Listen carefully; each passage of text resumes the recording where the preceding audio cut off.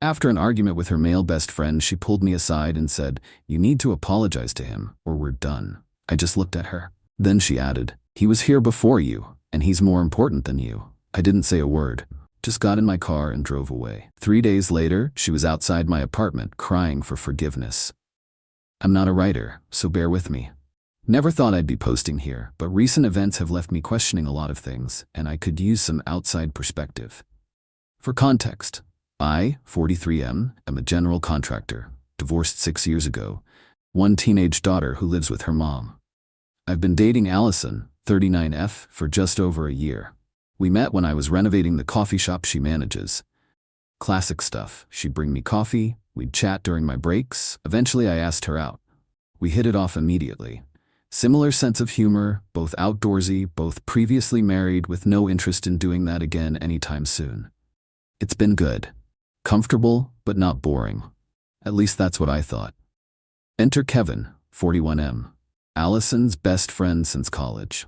According to her, they briefly dated sophomore year, decided they were better as friends, and have been inseparable ever since. He was the man of honor at her wedding. He helped her through her divorce. He's basically a fixture in her life.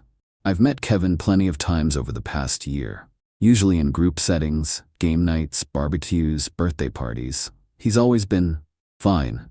Not particularly friendly toward me, but not openly hostile either, just kind of watchful, like he's evaluating whether I'm good enough for Allison. I've made efforts to get to know him, but he keeps a polite distance. Here's where things went sideways. Last weekend, Allison hosted a dinner party at her place. Nothing fancy, just a few friends over for steaks on the grill. I arrived early to help set up. Kevin was already there, standing in Allison's kitchen like he owned the place, mixing drinks and giving her cooking advice. No big deal, I figured. They're close, it's normal. The evening was going well. Good food, good conversation. After dinner, we all moved to the back deck. Someone brought up politics, always a mistake, and Kevin and I realized we're on opposite ends of the spectrum. Not extreme either way, just different perspectives. The conversation stayed civil, but it was clear we disagreed. I wasn't being aggressive, just stating my views when asked. But with each point I made, Kevin would look at Allison like he was expecting her to jump in and correct me. When she didn't, his tone got sharper, more dismissive. Finally, after one particularly condescending comment, I said, "Look, man, we can disagree without the attitude. We're all adults here." You'd think I'd slapped him. His face went red and he turned to Allison. "Are you gonna let him talk to me like that?" Before she could answer, I said, "I'm talking to you, not her, and I'm just asking for basic respect." Kevin stood up, drink in hand. "You don't know what the hell you're talking about. Never have. Allison knows it too, she's just too nice to say it." I looked at Allison, expecting her to defuse the situation or at least not take sides. Instead, she was staring at Kevin with this worried expression, like he was a bomb about to go off. "Kevin, he didn't mean anything by it," she said, her voice placating. "The hell I didn't," I countered. "I meant exactly what I said. We can disagree without being disrespectful." The deck fell silent. The other guests looked uncomfortable. Kevin set down his drink with exaggerated care. "I think I'm going to head out. Call me later, Ale." Then he walked through the house and left, slamming the front door. Allison immediately got up and followed him inside. I could hear their low voices, but couldn't make out the words. When she came back, she was visibly upset. "What was that about?" I asked when she sat down. "Not now," she muttered, then plastered on a smile for our remaining guests. The rest of the night was strained. After everyone left, I started helping clean up. That's when Allison pulled me into the kitchen, arms crossed. "You need to apologize to Kevin," she said without preamble. I nearly dropped the plates I was carrying. "Excuse me? You embarrassed him in front of everyone. You need to apologize." I set the plates down carefully. "Allison, he was being condescending and dismissive. If anyone owes an apology, it's him." She shook her head. "You don't understand. Kevin doesn't handle conflict well. He feels attacked." "And I feel disrespected," I countered. "Has it occurred to you that your best friend might not like your boyfriend very much?" "That's not true," she said, but her eyes slid away from mine. "He's just protective." "Protective? I'm not a threat to you. And even if I were, you're a grown woman who can make her own decisions." She shifted uncomfortably. "Look, This is simple. You need to apologize to him, or we're done. I stared at her, not quite believing what I was hearing. You're giving me an ultimatum? Over a disagreement with your friend? That's when she dropped the bomb that changed everything. He was here before you, and he's more important than you. The words hung in the air between us. I felt like I'd been punched in the gut. Not because of what she said, but because of how matter-of-factly she said it. Like it was obvious. Like I should have known all along that I was second place. I didn't raise my voice, didn't argue. Just looked at her for a long moment, absorbing the truth of where I stood in her life. Then I grabbed my keys from the counter, walked out to my truck, and drove away.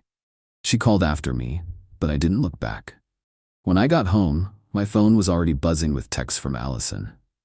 Where did you go? We need to talk about this. You're overreacting.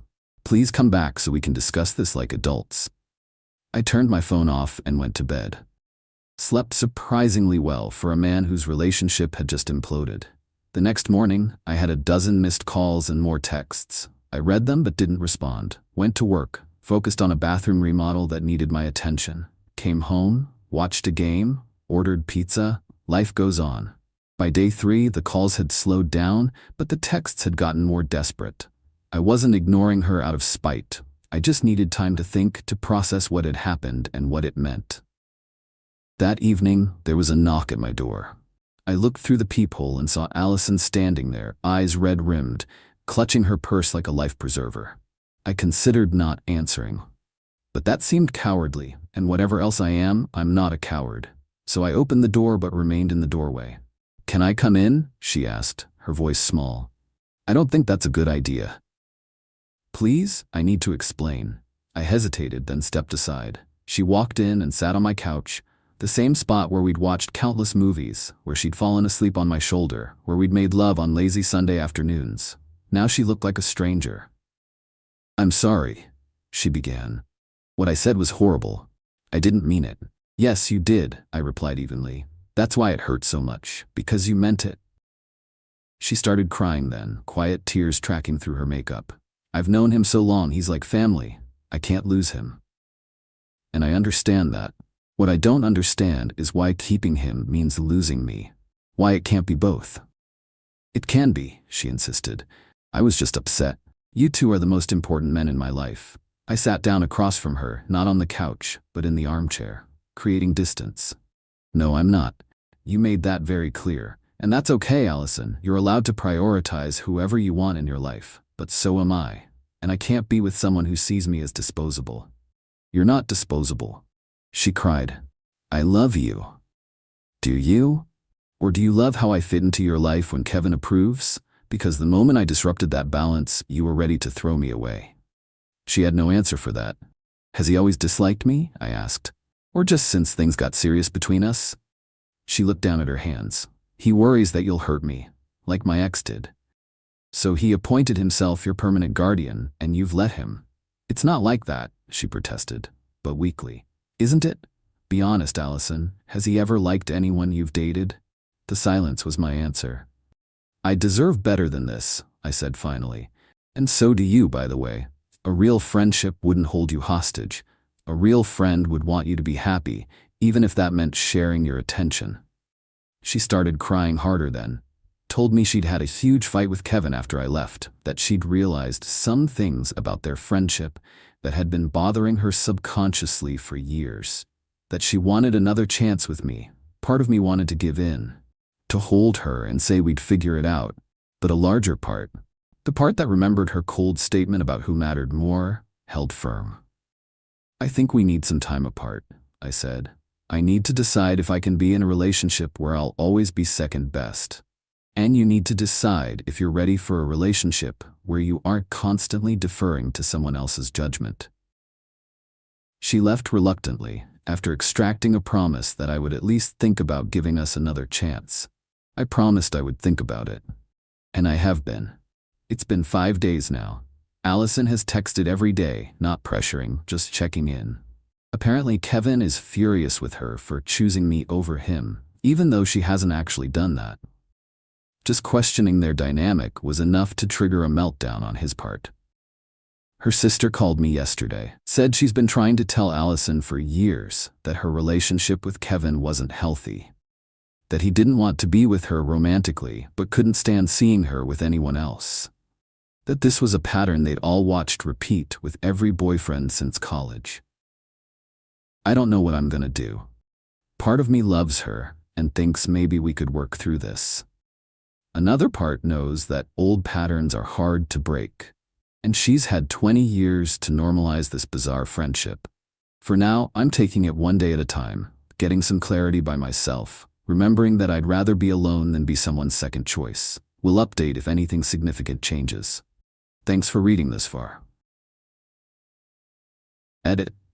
Wow, woke up to hundreds of comments. Thanks for the support and advice, everyone. To answer some common questions. 1.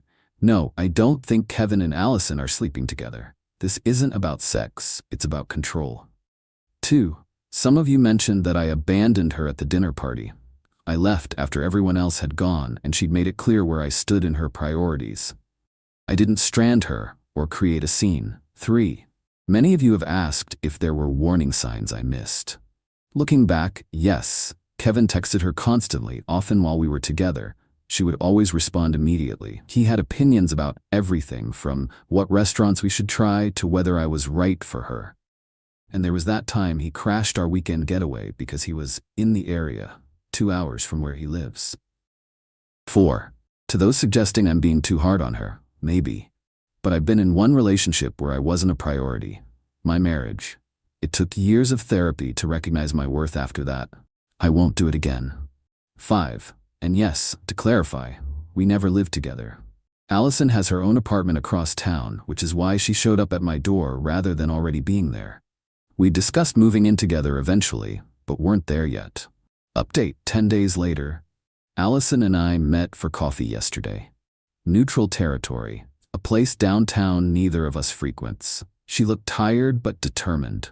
She spoke first, telling me she'd been doing a lot of thinking and had some revelations about her friendship with Kevin.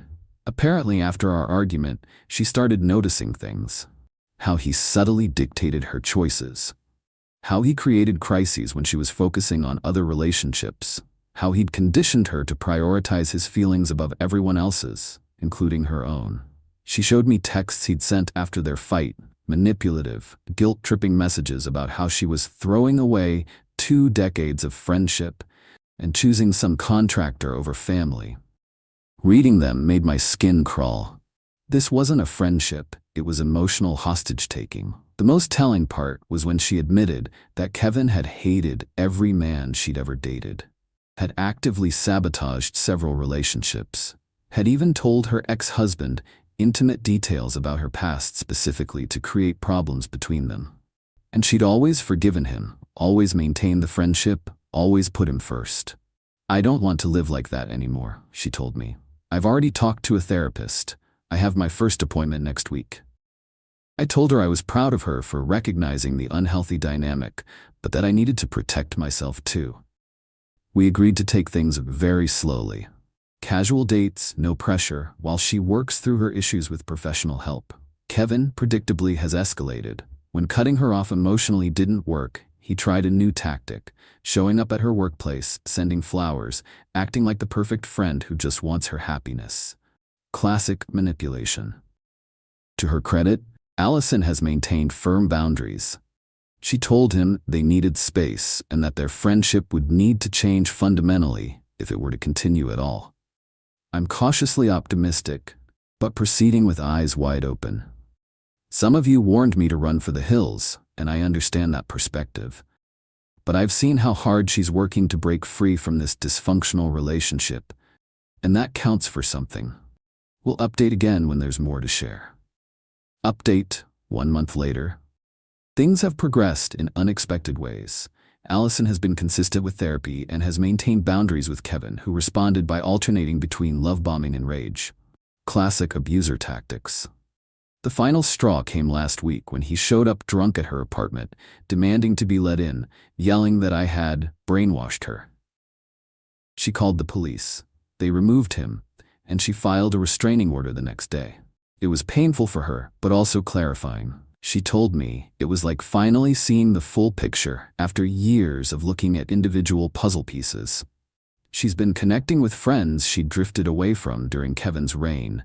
His possessiveness had slowly isolated her over the years. As for us, we're dating again, taking it slow. I've attended a therapy session with her to better understand how to support her without overstepping. Her therapist explained that breaking free from a codependent relationship is like deprogramming from a cult. It takes time and patience.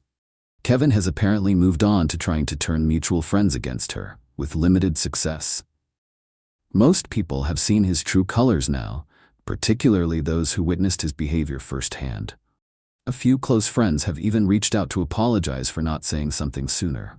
That said, some mutual acquaintances have taken his side, believing his twisted version of events. Allison says that's been difficult, but also revealing, showing her who her real friends are. Kevin's workplace, he and Allison work for different companies, thankfully, has also gotten involved after he repeatedly tried to contact her through their business email. Her HR department documented the incidents and helped her establish professional boundaries, including blocking his email domain and alerting front desk security about the restraining order. I'm impressed by Allison's strength through all this. Recognizing and addressing toxic patterns isn't easy, especially long-standing ones. Whether or not our relationship goes the distance, I'm grateful we've both learned important lessons about healthy boundaries and self-respect. For those who suggested I should have just apologized to keep the peace, this was never about politics or a minor disagreement. It was about a fundamental imbalance in how she valued our relationship versus her unhealthy attachment to Kevin.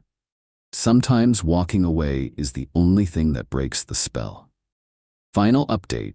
6 months later, Allison and I are still together, and things are better than they've ever been. She's continued with therapy, which has helped her recognize and address other patterns beyond just her relationship with Kevin. The restraining order expired, but Kevin has largely stayed away.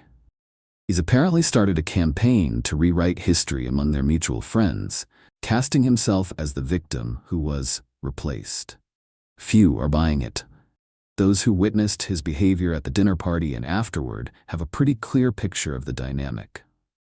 Allison has apologized multiple times for what she said that night, but I've told her actions speak louder than words, and her actions have consistently shown that she's committed to building a healthy relationship based on mutual respect and appropriate boundaries. We're moving in together next month. Taking that step feels right now, in a way it wouldn't have 6 months ago. We've had our share of disagreements since that night, but they're different now. We talk things through as equals without outside interference. To the person who commented that you can't compete with history, you're right, but that's not what this was about. It was about recognizing that history isn't always healthy just because it's familiar. Sometimes the longest relationships in our lives are the most damaging. Thanks to everyone who offered advice and support during a difficult time. Sometimes standing your ground and knowing your worth is the best form of self-care. And sometimes it gives others the courage to stand their ground too.